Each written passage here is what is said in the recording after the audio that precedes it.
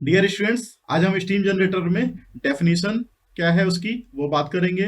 Function क्या होता है वो बात करेंगे और वर्किंग कैसे होती है स्टीम जनरेटर की उसके लिए हम यहाँ पे बातें करेंगे। तो सबसे पहले डेफिनेशन, एक स्टीम जनरेटर के लिए जो एक नॉर्मल सी डेफिनेशन है वो ये है कि इसको हम बॉयलर बोलते हैं, जो कि क्लोज वेसल टाइप का रहता है और हाई क्वालिटी स्टील का बना रहता है, जिसमें कि स्टीम को तैयार किया जाता है पानी को सप्लाई करके और उसको हीट प्रोवाइड करके। तो यानी हम वाटर को हीट प्रोवाइड करेंगे जिस भी वेसल में जहाँ पे कि वाटर है, वाटर को हम हीट प्रोवाइड कर रहे हैं और क्लोज वेसल में वो बना हुआ है और उसे हम बॉयलर बोल रहे हैं। ये हमारी एक नॉर्मल सी लोकल सी डेफिनेशन है। दूसरी डेफिनेशन, अकॉर्डिंग टू द एस्मे, एस्मे एक संस्था होती है, American society of mechanical engineer, उन्होंने डेफिनेशन बताई थी। इसको मैं आपको यहाँ पे रीड कर देता हूँ, फिर इसका मतलब बता दूंगा।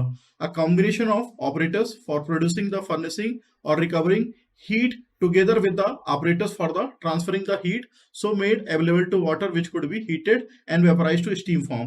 तो इसका मतलब ये है कि यहाँ पे एक ऑपरेटर्स को कंबाइन करके और एक ऐसा क्लोज्ड वेसल है जो कि हाई क्वालिटी स्टील का बना हुआ है और वहां पे वाटर को रखा गया है जो कि हीट को रिकवर कर रहा है या कंबशन ऑफ फ्यूल को करने के बाद जो हीट प्रोड्यूस हो रही है उसकी हीट को यूटिलाइज कर रहा है और वाटर जो है वेपराइज फॉर्म में कन्वर्ट होकर आ रहा है। ये एस्मे की डेफिनेशन है। अब क्या फंक्शन होता है ये हमें समझना जरूरी है।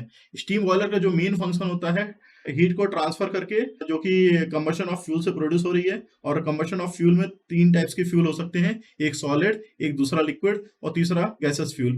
तो इन किसी में से तीनों फ्यूल को एक का इस्तेमाल करके वहां पे वाटर को सप्लाई किया जाता है, उसकी हीट को, और स्टीम को प्रोड्यूस किया जाता है। तीसरा, वर्किंग। वर्किंग क्या होती है, स्टीम जनरेटर की किस तरीके से वर्क करता है ये समझना जरूरी है, क्योंकि हमारे पास बॉयलर कई तरीके के होते हैं। ये अभी हम आगे स्टीम के जनरेटर की क्लासिफिकेशन में देखेंगे, लेकिन उसके पहले हमें ये पता करना जरूरी है कि स्टीम जनरेटर वर्किंग किस तरीके से कर रहा है।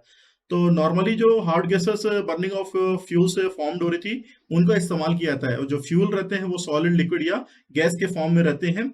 और हीट ऑफ जो कंबशन है उसको ट्रांसफर वाटर में किया जाता है ताकि बॉयलर के अंदर जो पानी रखा हुआ है उसको हम स्टीम में कन्वर्ट कर सकें। जो स्टीम प्रोड्यूस होती है उसको कलेक्ट करते हैं वाटर सरफेस पे और उसको बाहर निकालते हैं बॉयलर से स्टीम सेपरेटर के द्वारा।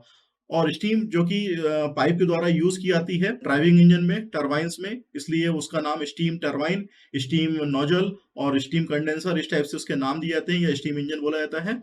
और नॉर्मली इसका यूज जो है इंडस्ट्रियल हीटिंग पर्पज में किया जाता है। नॉर्मली जो इसका ऑपरेशन है वो स्टीम प्रोड्यूसन करने का बस नहीं रहता, उसको सेफ और इफिशिएंट ऑपरेशन बनाने का भी रहता है। यदि हम बॉयलर को सेफ और इफिशिएंट नहीं बनाएंगे तो बॉयलर प्रॉपर तरीके से वर्किंग और लॉन्ग टाइम तक उसकी हम वर्किंग को इफिशिएंट नहीं कर पाएंगे। तो उसके लिए माउंटिंग और एसेसरीज का इस्तेमाल किया जाता है। तो माउंटिंग नॉर्मली जो बॉयलर के अंदर यूज की जाती हैं वो बॉयलर को सेफ ऑपरेशन में रखती हैं, जबकि जो एसेसरीज रहती हैं बॉयलर की इफिशिएंसी बढ़ाने के लिए काम आती हैं।